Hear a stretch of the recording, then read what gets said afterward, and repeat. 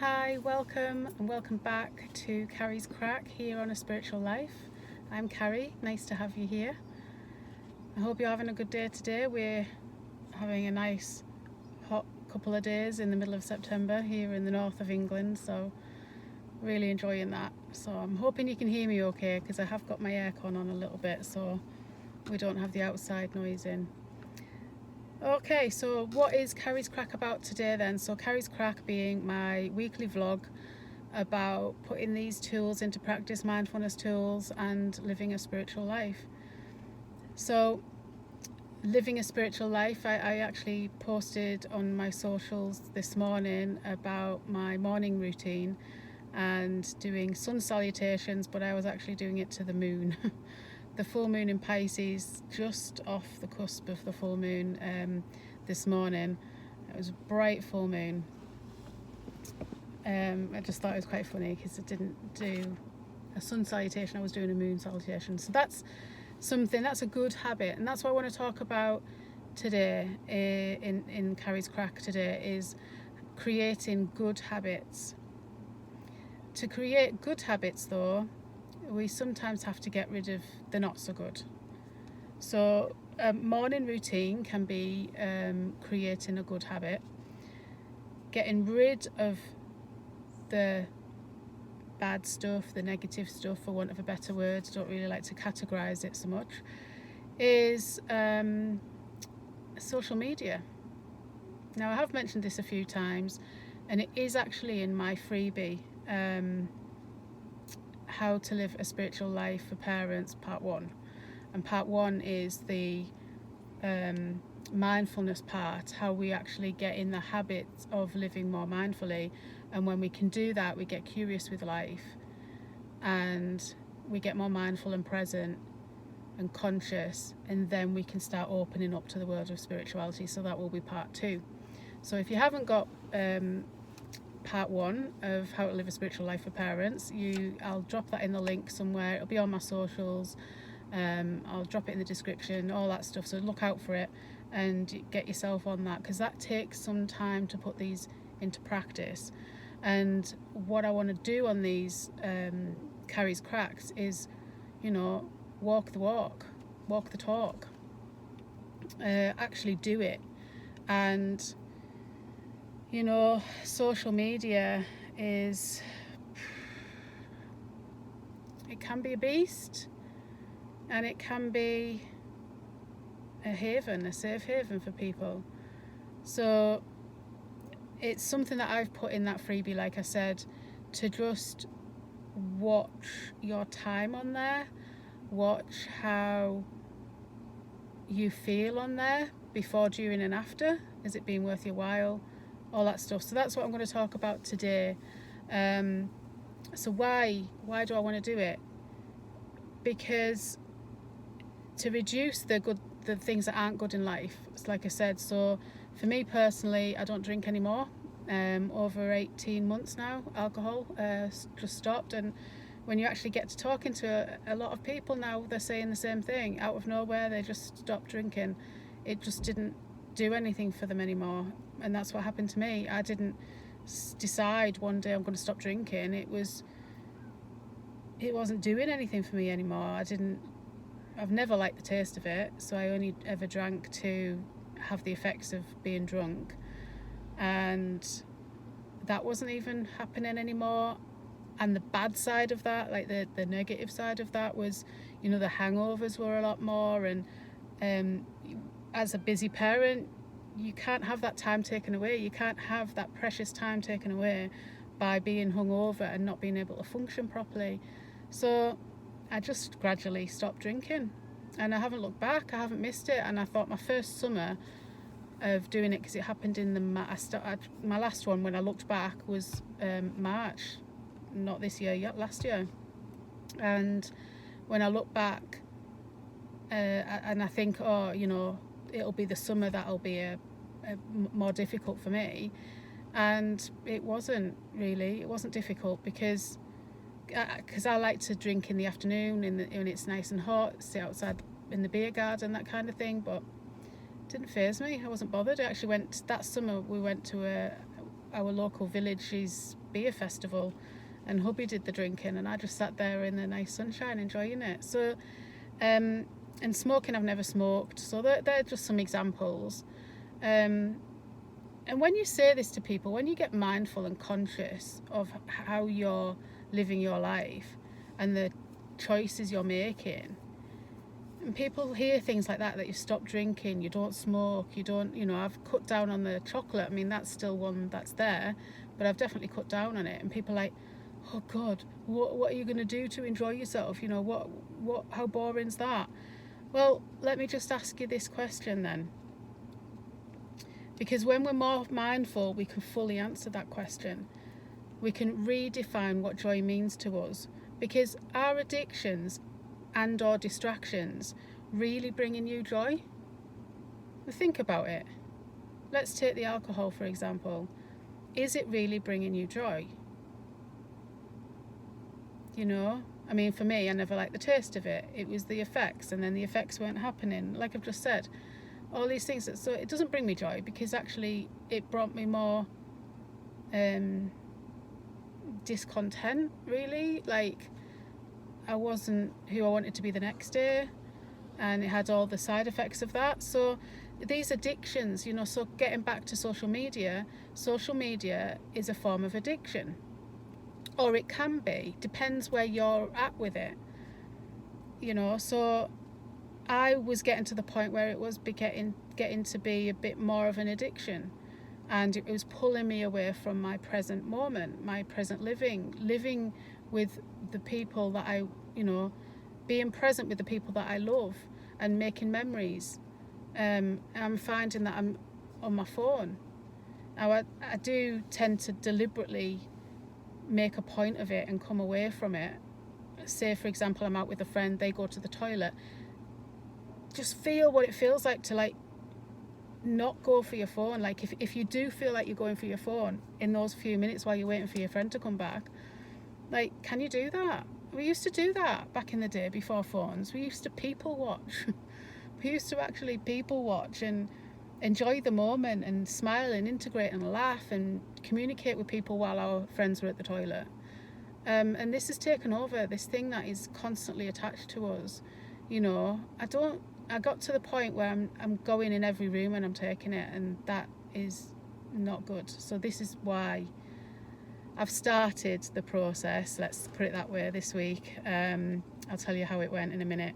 But yeah, are addictions and distractions really bringing you joy, or do they bring you more things like shame or guilt because you've not been present with your kids, because you've not done the thing you really should have done, and you've distracted yourself by going on?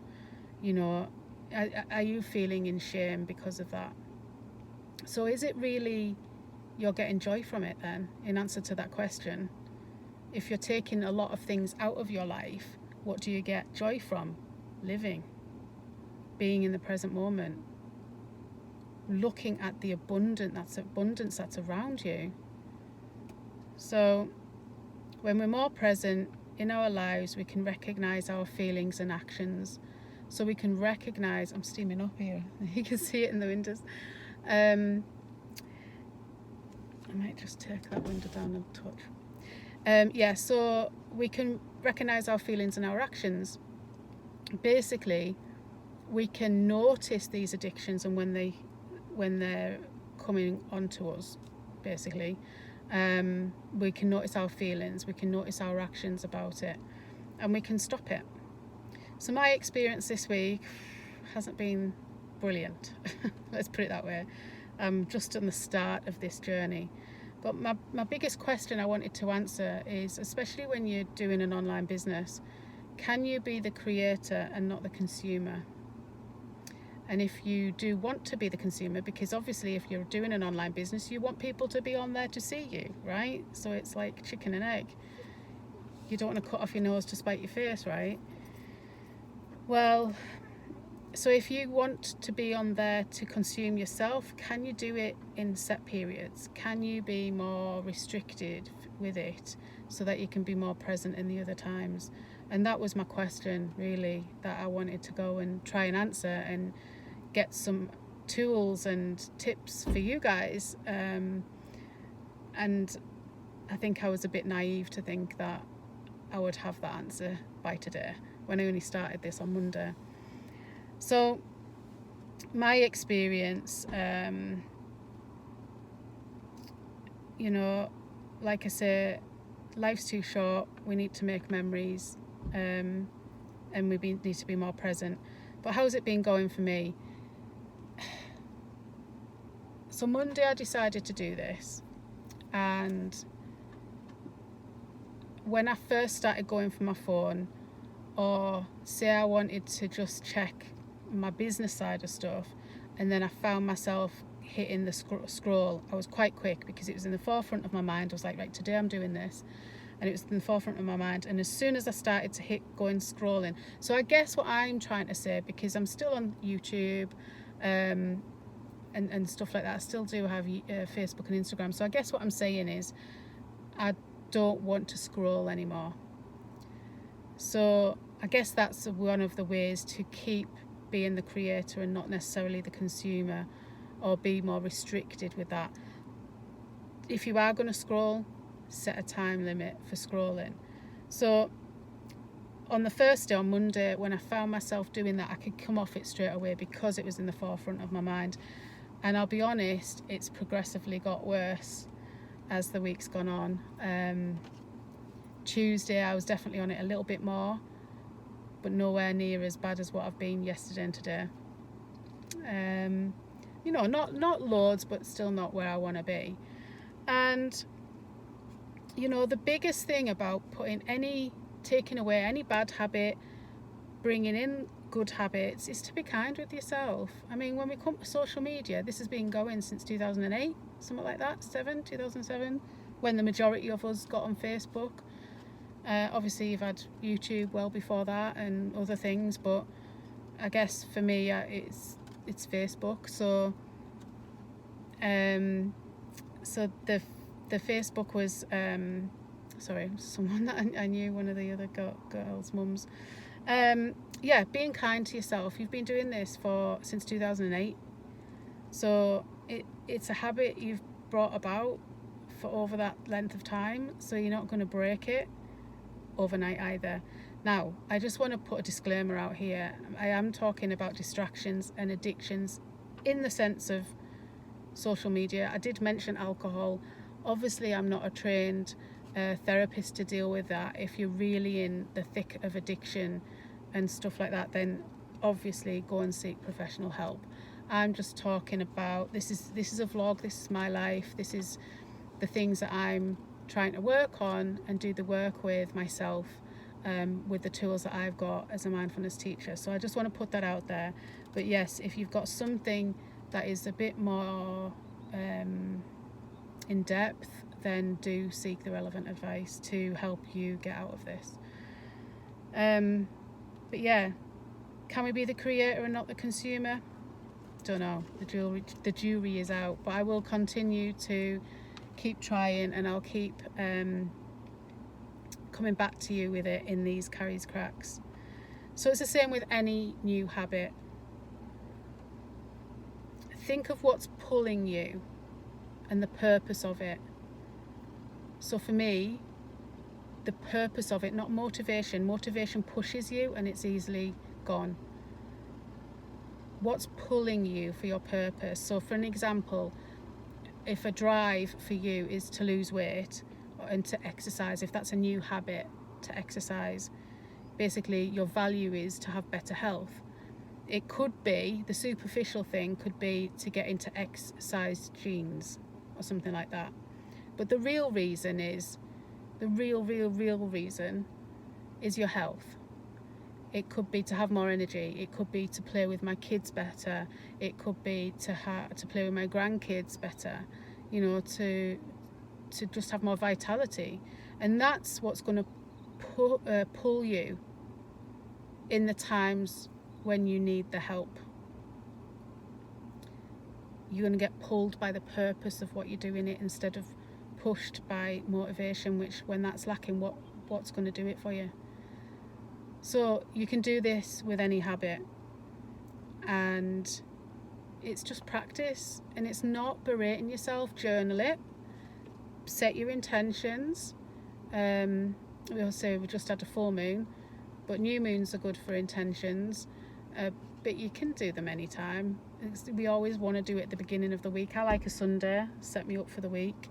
But anytime, just get into your journal, just say, look, I intend to do this, and why? What is your purpose, and why are you being pulled to do it? What's the bigger picture? What's the deeper picture, not the superficial? And really just get it down on paper, what you intend to do and why. And then every time you struggle, go back to it. And at the end of every day, whether it's been a good day again, or a bad day, go back to it and journal about the day you've had, and also revisit the reason why and your purpose. And that's how your habits will start to form. My morning routines are on par now. They're really good. I can get my morning routines done quite easily. I don't really have to think about it, which is good, first thing in the morning at 5 o'clock. So doing morning routines, any form of routine as a habit, to the point where you don't have to think about it, that's a habit, then that's good. My nighttime routine, on the other hand, because I don't have a lot of time, if I'm getting up at 5 o'clock, I want to be in bed for 10 really. So, and my eldest goes to bed about 8, so I have like an hour to do stuff, whether it's business stuff or something else. And then my nighttime routine is journaling for half an hour and meditation for half an hour. So I get my meditation twice a day when I'm on par, when I'm doing well. But, you know, be kind with yourself, because my nighttime routines aren't always like that, because in fact they're not really at the minute, because the thing that I do at 8 o'clock tends to push, and then I get to a point where I can either do the journaling and or the meditation, depending on what time it is, and go to bed later, which then has a knock effect on getting up in the morning and doing all that stuff, or do I just try and get to bed? So I have to decide really what's right, and that's the thing with routines. It's not to be too strict with yourself. Be kind with yourself. Reflect on what you're doing. Is it good? Is it worth it for you? Is it worth to keep going? And if so, keep that motivation going. Write in that journal what it is it's gonna pull you to keep going, and your purpose for doing it. So I hope that's helped. I hope you have a good weekend and a good week, and I'll see you next week. Create good habits. Much love. Bye for now.